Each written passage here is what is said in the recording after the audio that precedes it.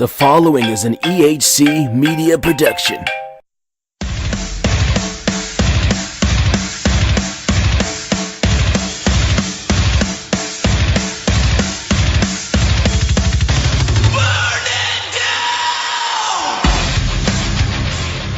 Live from Legacy Studio, beautiful San Diego, California.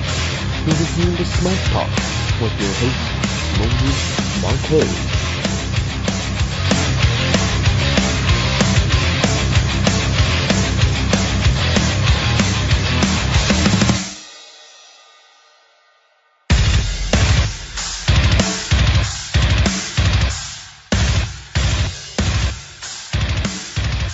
What's going on, my RWP family? It's Moses Marquez, just like the announcer guy said. This is Smack Talk. I'm coming at you with a new episode. We're going to cover tonight's, or actually I should say last night's, Smackdown live from Chicago, Illinois.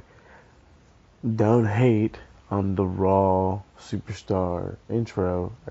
I'm doing everybody's. I'm intrigued by... I'm not intrigued. I like a lot of the guys' theme songs. And it's hard to pick.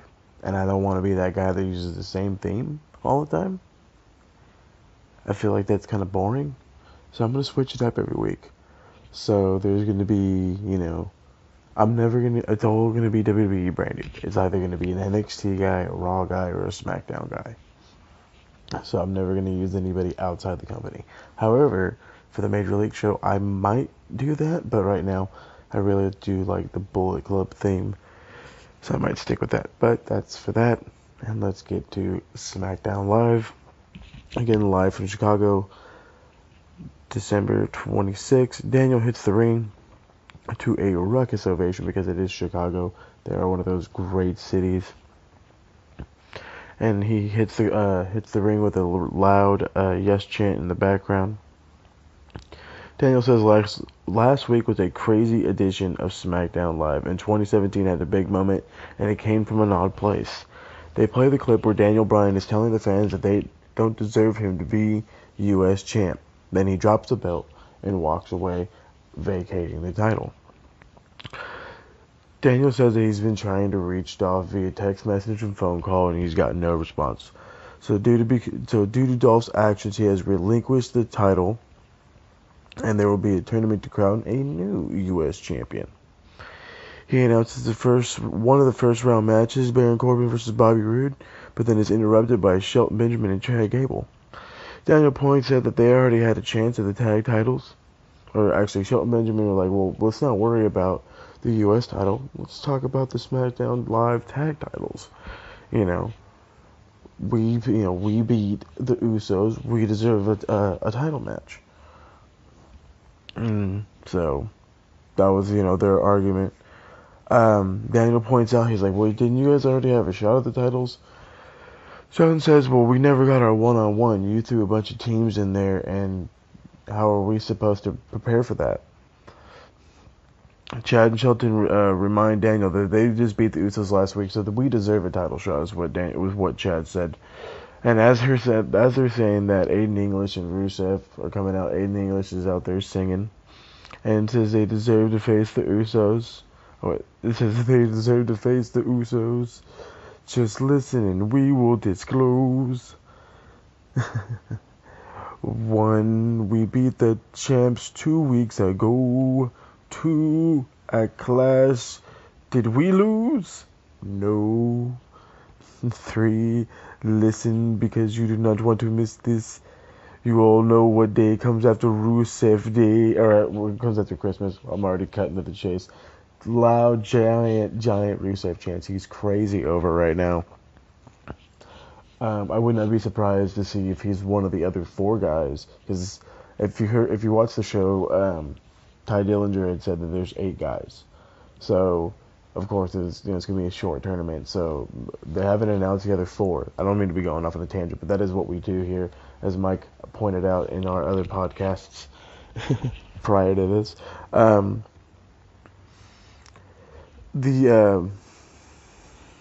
Wow. I totally did this whole thing, and I lost the tangent I was going on.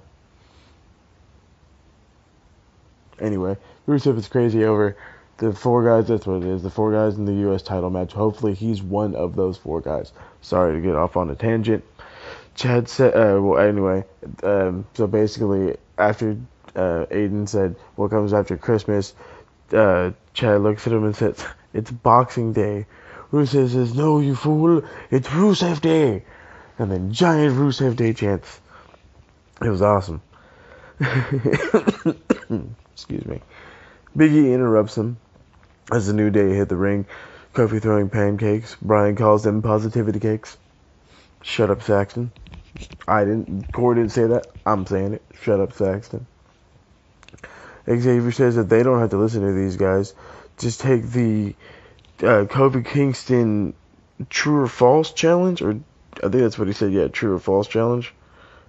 Big E says, did the team of Chad Gable and old Jason Joy, Shelton, get pinned to Clash of Champions? And that was a yes. Big E says, did the team of Rusev Day lose to your boys last week? That's true. Let's see here. And then he says, who else deserves a title shot more than your boys? So they try to start dancing with Daniel. Rusev shuts it down, says, can you make a decision or do you need your mommy Shane McMahon? Daniel announces that there's going to be a triple threat, and then the winner is going to take on the Usos next week. Right before the match starts, the Usos hit the ring and head to the announcer's table. This was a crazy opening match. All the teams were, attacking each other outside, spot. Big E hit, I want to say, English, you know what I mean? And they're just crazy. Xavier wipes everybody out with a big tope. Big E power bombs Xavier onto Rusev. They try to hit their finisher, up, down, but English fights off. Big E tried to give a German to English, but Gable catches them and hits a stacked up German on both of them. Over 600 pounds is what Corey said. Rusev gets a hot tag, lays out everyone. Big hip attacks into the corner to both Woods and Gable, then lays out Big E with a spinning heel kick. Love the athleticism of Rusev. It's crazy. Gable hits Rusev with a rolling German. The New Day try for up, down again, but Gable gets out as Woods is in the air. Benjamin comes in and hits Woods with a big jumping knee. Rusev tries a double accolade, which is a great spot on. It was Woods and Gable, and it just looked pretty cool.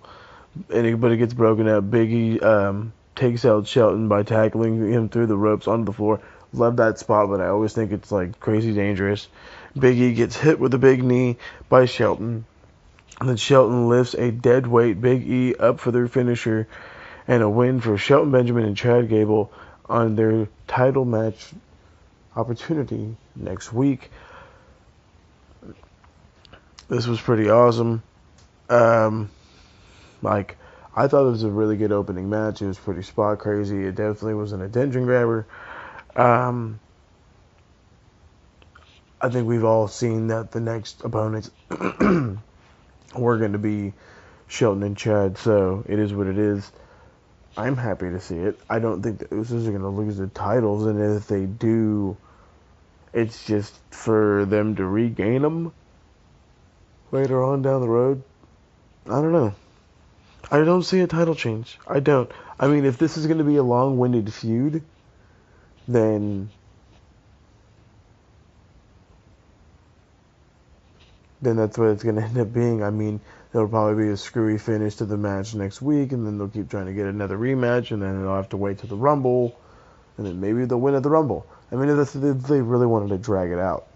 But I don't think they really want to drag it out. I think if you're going to give Shelton and Chad the belts, you're just going to give Shelton and Chad the belts. I mean, look at what just happened on Monday. Jason Jordan randomly a tag champ again, with Seth Rollins. My guess is so Sheamus can go recover, because he's having spinal issues, which is never any good. So when we head to the back, where Daniel is greeted by Shane. Shane says he is upset by how Daniel is turning into Shane McMahon, or Mr. McMahon, Shane McMahon. Shane says, with all due respect, my dad has built this company from the ground up, and he's my dad. So if I'm turning into him, I don't see that as a big negative. Daniel says you've just been throwing your weight around, which is something your dad does.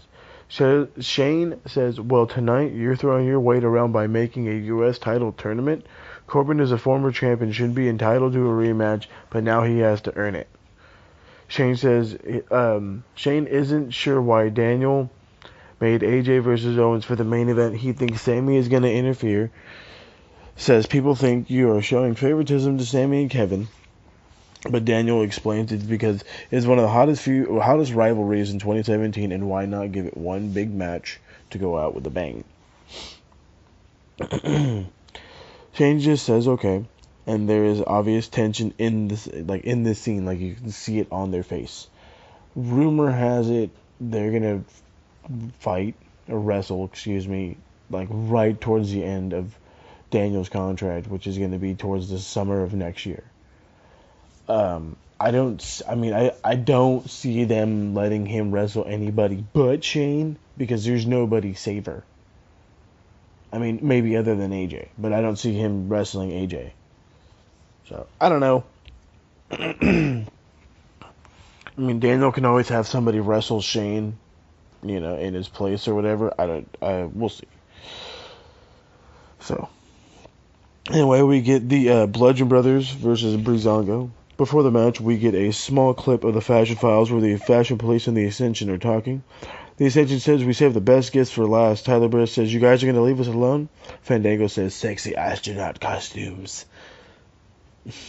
I think that's a pretty good impression. And Victor says, no, the gift of redemption.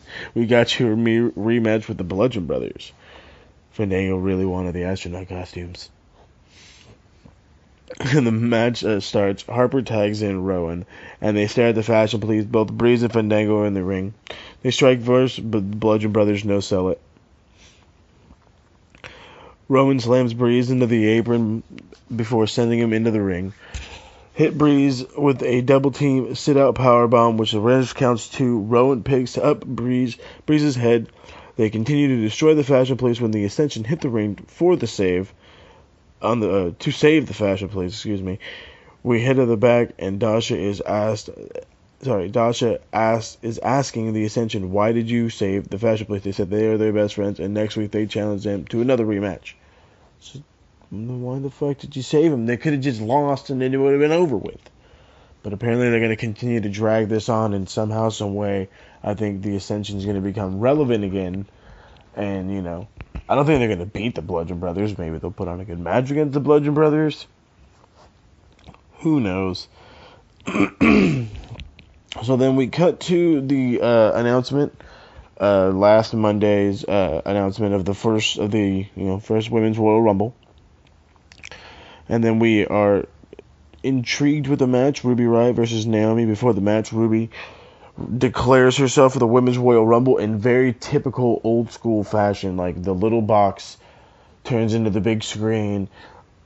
I declare I'm gonna do the best I can to beat 29 other superstars and win that Royal Rumble, so I can go on to WrestleMania and headline it. Like, it was as generic as can be, but it felt cool because it felt old school. So it's like generic as her promo was, it was still a nice promo because. I don't know. I guess the delivery behind it I liked. I just, the words, it was all very generic what she said. Then they show a quick clip, wow, of when the Riott Squad took out Naomi. Naomi hits a big knee on Ruby Riott, then takes out Sarah Logan and Liv Morgan from the apron. That was enough of a distraction for Riott to hit the Riott kick on Naomi for the win. The Riott Squad tried to take out Naomi, but Charlotte comes in for the save, gets a few shots in, but the Riott Squad has the numbers. The rest of the women's roster hit the ring, 4-on-3. The Riott Squad walk away. But before they get to the ramp, Natalya, Lana, Tamina, and Carmella get a few shots in before the Riott Squad flees. This was like a legit quick match. I want to say it was like 3 or 4 minutes long, if that. It's better than what it was last week when you had them lose to fucking Charlotte and made them look like a bunch of fucking geeks. This is a bit better. I mean, it's a good win for. Excuse me, it's a good win for Ruby. Now, what are you gonna do for the rest of them? Because they're still looking weak, but at least Ruby looks strong. You got to do something else here. You can't just let these girls. Excuse me, guys. Excuse me. You can't just let these girls flounder in the wind. So we head to the back where AJ is talking with Renee. She asks, how do you feel about Sami being in Kevin's corner tonight? He says he isn't worried about it, and he wasn't worried about it when the things were in Ginger's corner. AJ says Shane accuses Daniel of playing favorites, and all he knows is AJ Styles. When AJ Styles is in the ring, he's the favorite. I started 2017 as champion, and now I end it as champion. Says this is a land of opportunity. If Kevin thinks it's going to be handed to him, then he's wrong. That's not how it works in life, in this business, and especially when AJ Styles is on the same brand as you. Says if Kevin is going to beat me, he's going to have to outwork me, outsmart me, and out-hustle me. Hasn't started yet in 2017 and won't start tonight in 2018. This is still the house that AJ Styles built, and it will be in 2018. So then we have the first round match. Baron Corbin versus Bobby Roode. Bobby Roode has the advantage early. Corbin rolls outside, to get a break. Roode follows Corbin. Corbin lays him out, sends Roode into the post. Corbin hangs Roode up, and the ropes lands a big strike to the stomach. Corbin is in control. Roode's on the apron when he gets laid out with a big forearm. Corbin slides out of the ring, hits Roode with a clothesline at full speed, then sends Roode into the ring. Roode gets a quick comeback, clotheslining Corbin out of the ring, then hitting a diving clothesline on the outside. Rolls Corbin back in the ring, hits a blockbuster, only gets a near fall. Corbin goes for the end of days, but Roode slips out, tries to hit the Glorious TD, but Corbin counters into a deep 6. Roode on the middle turnbuckle. Corbin tries to chokeslam Roode, but Roode counters and rolls Corbin up and picks up the victory and moves on in the U.S. title tournament. This was kind of like, it was just a match. I mean, it had a couple of good spots here and there. I wasn't crazy about it. Corbin looked strong. Unfortunately, he lost. I mean, I don't know who the I don't know who the other 4 guys in the tournament are.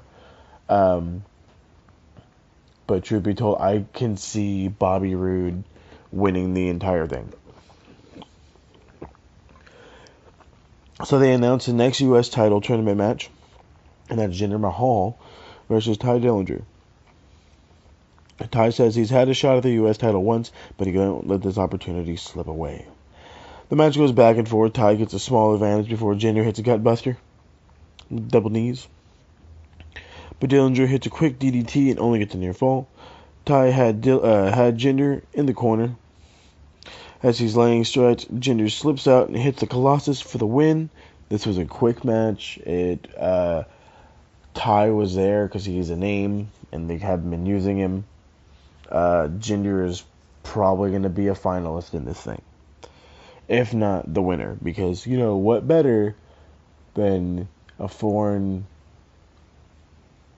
U.S. champ? Oh, sorry guys, I can't stop going. A foreign U.S. champ. Well, I can think of a guy who's a lot more over, who would be better off as U.S. champion. Had a reign at one point as U.S. champion, an undefeated reign, if I'm not mistaken. But that came to a crumble when he lost at WrestleMania to John Cena. Rusev, if you do not remember Rusev Day. So we head to the back where Sami and Kevin are walking. Tasha asks Kevin, how do you feel about renewing your rivalry with AJ Styles? Then says, what are you doing? Kevin, shaking a bottle of champagne in his hand, says, don't worry, I'm not going to open it until I beat AJ Styles tonight. Sami slips in and says, yep. Kevin says this is a special bottle of champagne. This is the bottle that Daniel refused to take from us last week. But that's okay. We know why he didn't take it. Kevin says the last time he had a match with AJ Styles that was a special guest referee. Kevin says he liked to shuffle his feet a lot, says how much money he has, but he doesn't want to name names. But it's Vince McMahon's son. Sami says it could be anyone. Kevin says he had a vendetta against me. He did everything he could to make sure I lost that match. But that was then, and this is now. And I have a guardian angel watching my back, and that's Sami Zayn. He's like, yep. Kevin says that's why Daniel Bryan didn't take this from us, because he believes in us, and he knows we'll need it to celebrate. I'm not just phenomenal, I'm better than phenomenal. I'm Kevin Owens. Sami says, that's a double yep. Kevin says they're going to have a private party, and you're not invited, or nobody's invited. It's a private party for him and Sami after their win. As they're walking away, Sami's like, yep. I freaking love Sami Zayn as a heel. He's just so great right now. He's just so great. This is one of those things where I don't mind that it's kind of dragging out, but it's entertaining still. So we then go to Renee, who's in the back talking to Randy Orton. Randy says he's been dealing with everybody's business, and it's time to worry about himself. And then he declares for the Rumble. Nakamura slides in and says, that's a good idea. Let's ramble. And he just walks away. Like, okay. So, with Nakamura now officially declared for the Rumble, speculation has been for a while, ever since AJ was crowned champion, so early, I guess, is they are going to build to a Nakamura versus AJ for the WWE Championship at WrestleMania, which would be it wouldn't be a rematch in the WWE, but it would be a similar match, hopefully, in style and everything else, that they did in Japan at Wrestle Kingdom 11 before, no, excuse me, I want to say it was Wrestle Kingdom 10. It was before AJ left to come to the WWE. So we're gonna get to the main event, and that's Kevin Owens with Sami Zayn, versus AJ Styles. AJ has the advantage on early, goes for the calf crusher, and Kevin is able to get to the ropes, slides outside, selling the leg. When AJ goes outside, begins attacking that injured leg, then sends Kevin into the ring. Kevin is able to fight off AJ by kicking him so hard he falls another second ring rope and lands to the ground, and it legit looked bad. He's taken those falls a couple of times, and they just look bad because they look like an accident. They look like that wasn't supposed to happen, and holy shit, he just went crashing into the fucking ground. That's what it looks like. Kevin gains the advantage, but AJ shuts it down by slamming Kevin face first into the mat. He did. It's this like, it's like a reverse, not a. Oh my god, I forget what the move is. I'm too tired to think of it right now. But it's one of his one of his more famous moves. AJ has Kevin in the corner, goes for a slash submission. Kevin charges but eats an elbow. Kevin charges again, but AJ actually I want to say he hit him again. Moonsaults over him, but then gets turned inside out with a lariat from Kevin. Kevin hits AJ with a neck breaker over his knee. Kevin goes for the cannonball, but AJ counters into the Hoshikoroshi. I want to say if that's correct. The fireman carry into the neck breaker over the knee. Both guys slug it out. Then AJ hits his barrage. Then a running forearm, goes for the Styles Clash, but Kevin counters, but then eats a belly kick. AJ goes for the phenomenal forearm. Kevin catches him, hits him with a gutbuster, goes for what looks to be a Vader bomb, turns it into an elbow drop for a near fall. This move looked awesome. Definitely showing off the giant bag of moves that Kevin Owens has. Kevin sets AJ on the top turnbuckle. AJ slips out, hits a torture rack spin out power bomb. I think that's what 2K calls it. I totally don't remember, but it's like looks like a torture rack, and then like a half-ass blue thunder bomb. Looks cool though. AJ then hits Sami with a crossbody on the outside. When AJ goes for the phenomenal forearm, Sami is back on the apron. AJ tries to hit him, but he moves, giving Kevin the advantage to get a super kick on AJ, but he only gets a 2. Right after that, Shane comes out to kick Sami out. So once the ref sees that, the ref tosses him. AJ goes for a roll-up. There's no ref. There was an easy 3 count, but when the ref was present, Kevin Owens was able to get a roll-up of his own to pick up an upset victory against the WWE Champion, AJ Styles. Shane is in complete shock at the result. AJ is clearly frustrated as he's heading up the ramp. He stares at Shane. Shane apologizes repeatedly. The show ends as Sami and Kevin are celebrating crazily in the ring. This was a pretty good actually, you know what, dude? I'm not going to say pretty good. Let's just be honest with you. This was a really good match. I went back and watched it again because this was a really good match. What a way to end 2017 on Smackdown Live. AJ versus Kevin in one of their, I'm not going to say better matches, but they gave us a good match, you know, with a little screwiness. You know, it's always fun to see, you know, storylines build and have a good match, and that's exactly what the main event was, in my opinion, of course. So, I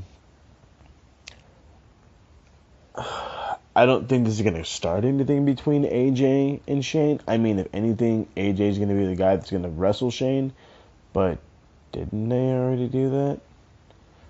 I think. Anyway, like, I liked it. It was a good match. It was a good way to close the show. It was a good show overall. You know what I mean? The like where Shelton Benjamin and Chad Gable are going. Shelton Benjamin, or old Jason Jordan. Either one of those names is awesome with me. The U.S. title picture. I wish I knew what the other 4 names were. I honestly did not look up any I didn't look it up. I didn't try to research it at all. So I guess that we're just going to be, you know, old school about it. We're just going to wait for next week and find out who. My guess is Rusev is going to be one of them. Let's see. Rusev is probably going to be one of them.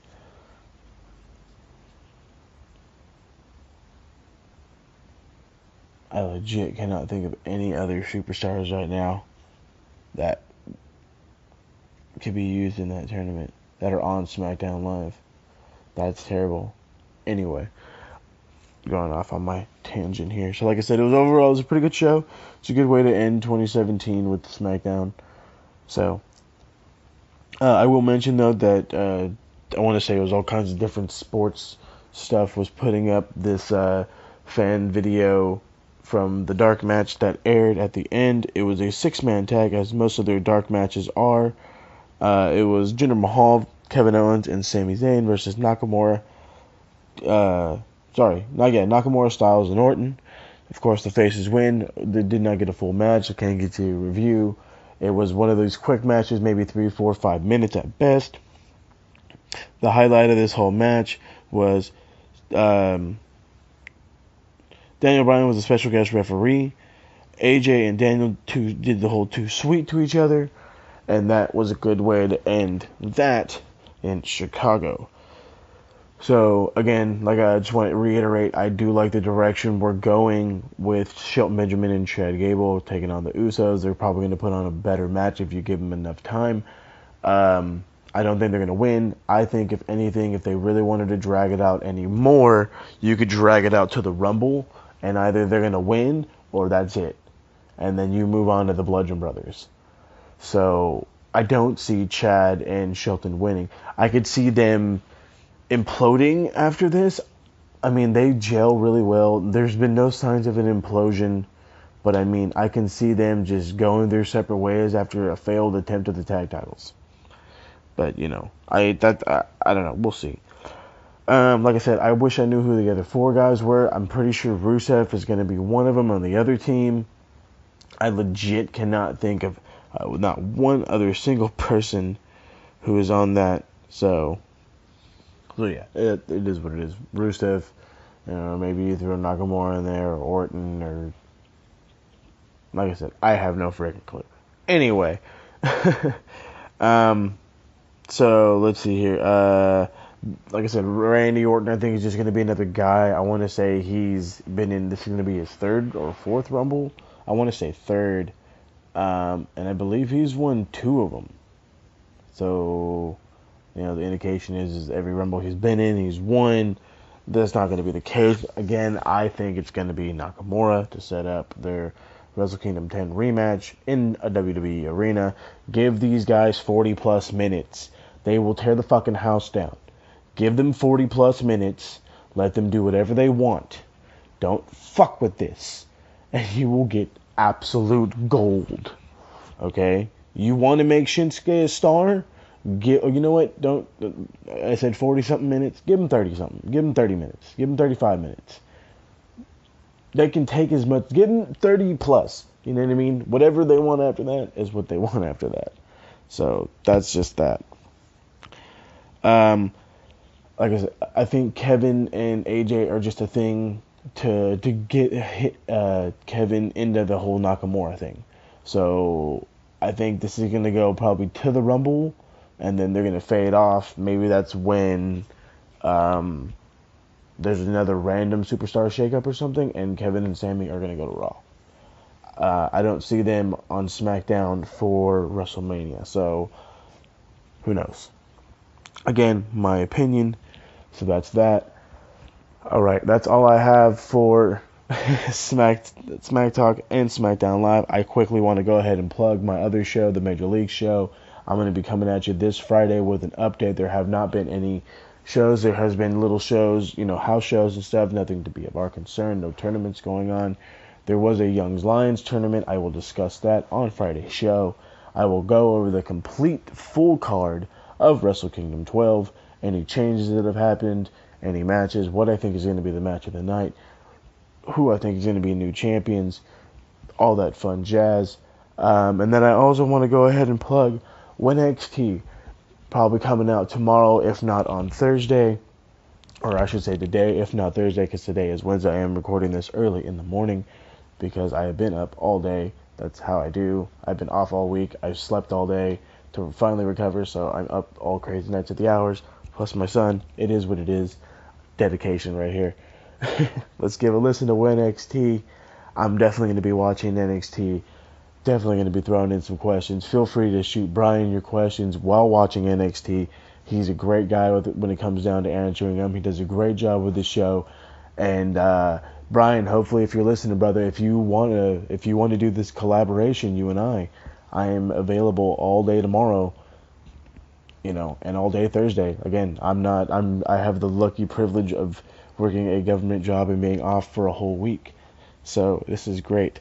Alright guys, I've rambled on plenty long enough.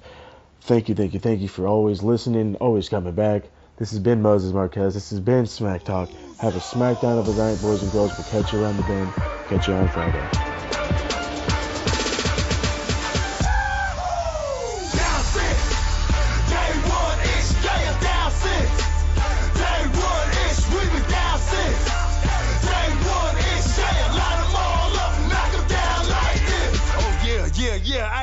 Let's welcome these fools to the Uso Penitentiary. Bam!